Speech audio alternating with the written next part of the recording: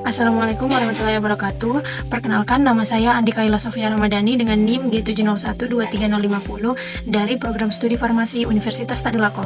Nah, di sini saya akan menjelaskan mengenai obat lidocaine dalam bentuk injeksi, sediaan injeksi yaitu lidocaine hidroklorida, yang dimana di sini saya akan menjelaskan bagaimana proses farmakokinetiknya meliputi absorpsi, distribusi, metabolisme, dan ekskresinya. Nah, di sini saya akan menjelaskan bagaimana hubungan antar struktur kimianya. Nah, di sini saya akan jelaskan mengenai obat lidocaine, yang dimana zat aktifnya itu lidocaine dibuat dalam bentuk injeksi menjadi lidocaine hidroklorida. Nah, di sini lidocaine hidroklorida sendiri ini termasuk golongan anestesi lokal tipe amida, yang dimana bentuk sediaannya itu ada injeksi lidocaine HCl 1%, ada yang injeksi lidocaine HCl 2%. Kemudian untuk penggunaannya itu digunakan dalam anestesi lokal, kemudian bisa juga digunakan dalam prosedur bedah minor. Nah, selanjutnya struktur kimia dari lidocaine. Nah, struktur kimia dari lidocaine sendiri itu terdiri dari 3 bagian utama yang dapat menentukan sifat farmakokinetiknya. Yang pertama itu terdapat cincin aromatik yang bersifat lipofilik atau bagian yang suka sama minyak. Nah, di sini berperan penting dalam membantu obat menembus membran sel saraf, yang dimana yang juga membran sel saraf tersebut bersifat lipofilik, sehingga lidocaine nanti bisa mencapai target kerjanya. Yang kedua itu terdapat gugus amida yang berfungsi sebagai lingkar atau penghubung antara bagian lipofilik dan hidrofilik. Nah, gugus ini nanti menentukan bahwa lidocaine itu termasuk dalam golongan anestesi lokal tipe amida, yang umumnya dia lebih stabil terhadap metabolisme dibandingkan ester. Yang kemudian yang ketiga itu terdapat amina tersier yang bersifat basah. Nah, gugus ini akan mengalami ionisasi bergantung pada pH lingkungannya. Lidocaine sendiri itu memiliki pKa sekitar 7,9, sehingga nanti pada pH fisiologis itu sebagian berada dalam bentuk terionisasi dan sebagian dalam tidak terionisasi. Nah, kemudian bentuk tidak terionisasi sendiri ini nanti memungkinkan obatnya itu bisa menembus membran sel, sedangkan bentuk yang tidak terionisasi itu memungkinkan obatnya menembus membran sel. Kemudian yang bentuk terionisasi itu akan berperan dalam mengikat reseptor di dalam sel saraf untuk menghasilkan efek anestesi. Nah, pada lidocaine HCl yang sediaan injeksi, amida tersiernya itu mengalami protonasi sehingga dia membentuk garam dengan HCl. Akibatnya lidocaine sendiri itu menjadi lebih larut dalam air sehingga cocok untuk penggunaan injeksi. Nah, dalam bentuk ini lidocaine berada dalam bentuk terionisasi, namun setelah masuk ke dalam tubuh keseimbangan akan kembali terbentuk yang sesuai pH fisiologis. Nah, mengapa dibuat dalam bentuk garam hidroklorida? Lidocaine dalam bentuk basa bebas itu sebenarnya lebih lipofilik, tetapi dia kurang larut dalam air. Dan untuk meningkatkan kelarutannya, lidocaine itu dibuat dalam bentuk garam hidroklorida, di mana pembentukan garam ini terjadi melalui reaksi antara gugus amina pada lidocaine dengan asam hidroklorida. Dan hasilnya itu adalah lidocaine hidroklorida yang jauh lebih larut dalam air sehingga dapat diformulasikan dalam bentuk injeksi. Obat lidocaine sendiri ini termasuk obat anestesi lokal yang dimana bekerja dengan menghambat kanal natrium pada membran sel saraf, di mana dalam praktik klinis sendiri lidocaine ini sering digunakan dalam bentuk lidocaine hidroklorida injeksi, di mana bentuk garam dari hidroklorida itu dipilih karena dapat meningkatkan kelarutan obat di dalam air, sehingga zat aktif ini sangat cocok dibuat dalam bentuk sediaan injeksi jika dibuat dalam bentuk garam hidroklorida. Nah, selanjutnya, apa hubungan antara pKa dengan pH pada lidocaine? Nah, lidocaine sendiri itu memiliki nilai pKa sekitar 7,9, dan menurut persamaan Henderson-Hasselbalch, perbandingan antara pKa obat dan pH lingkungan itu menentukan derajat ionisasi suatu obat.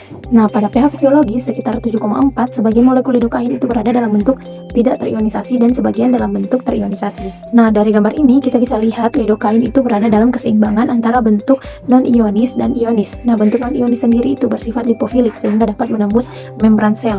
Kemudian setelah masuk ke dalam sel, lidocaine berubah menjadi bentuk ionis yang kemudian akan berikatan dengan reseptor kanal natrium. Selanjutnya pada proses absorpsi. Pada saat lidokain tersebut diinjeksikan, bentuk yang tidak terionisasi itu nanti akan bersifat lebih lipofilik sehingga dapat menembus membran sel saraf. Kemudian setelah berada di dalam sel, lidokain tersebut akan berubah menjadi bentuk terionisasi yang kemudian akan berikatan dengan reseptor kanal natrium. Nah, di sini dikatakan yang non-ionis itu akan menembus membran, kemudian akan berubah menjadi ionis pada saat aktif pada reseptor. Nah, pada proses distribusi, setelah diberikan dalam bentuk injeksi, lidokain hidroklorida itu akan terdisosiasi dalam darah menjadi bentuk basa lidokain. Kemudian, lidokain yang berada dalam keseimbangan antara bentuk non-ionis dengan ionis itu distribusi obatnya itu terjadi melalui difusi pasif, di mana bentuk non-ionisnya nanti itu yang bersifat lipofilik itu dapat menembus membran sel. Kemudian selain itu nantinya lidokain juga akan berikatan dengan protein plasma seperti albumin yang mempengaruhi jumlah obat bebas yang dapat masuk ke jaringan dan jumlah obat yang aktif pada reseptor. Kemudian distribusi lidokain sendiri ini juga dipengaruhi oleh aliran darah, sehingga organ dengan perfusi tinggi seperti otak, jantung, dan hati nanti akan menerima obat lebih cepat. Nah, pada jaringan target yaitu saraf, lidokain akan masuk dalam bentuk non-ionis, kemudian berubah menjadi bentuk ionis yang aktif dan menghambat kanal natrium. Namun pada kondisi jaringan yang asam, distribusi obat dapat menurun karena lebih banyak obat yang berada dalam bentuk terionisasi sehingga sulit menembus membran. Nah, selanjutnya pada proses metabolisme. Nah, lidokain ini mengalami proses metabolisme di hati, di mana melalui dua fase atau dua tahap, yaitu fase 1 dan fase 2. Dan di mana pada fase 1 itu terjadi reaksi N-dealkalisasi oleh enzim sitokrom P450 yang dimana menghasilkan metabolit seperti monoetilglycinexylidid. Nah, reaksi ini menghubungkan atau mengubah struktur kimia dengan menghilangkan gugus tertentu sehingga dapat meningkatkan polaritas molekul. Nah, kemudian pada fase 2 itu terjadi reaksi konjugasi seperti glukuronidasi yang menambahkan gugus polarnya pada molekul lidokain hidroklorida. Nah, perubahan ini sangat penting karena meningkatkan kelarutan dalam air sehingga obatnya itu lebih mudah untuk diekskresikan selanjutnya. Kemudian jika suatu obat dimetabolisme, biasanya karena strukturnya sudah cukup polar. Jika suatu obat tidak dimetabolisme, biasanya karena strukturnya itu sudah cukup polar atau tidak memiliki gugus fungsional yang dapat dimodifikasi. Nah, yang terakhir itu melalui pada proses ekskresi, di mana metabolit lidokain yang telah menjadi polar kemudian diekskresikan melalui ginjal dalam bentuk urin. Metabolit lidokain sendiri itu ada MEGX, GX, dan juga glukuronida yang telah melalui proses metabolisme yang sudah bersifat hidrofilik. Nah, pada saat diekskresikan melalui ginjal itu melalui 3 tahap. Yang pertama ada filtrasi glomerulus, kemudian ada sekresi tubulus dan kemungkinan reabsorpsi.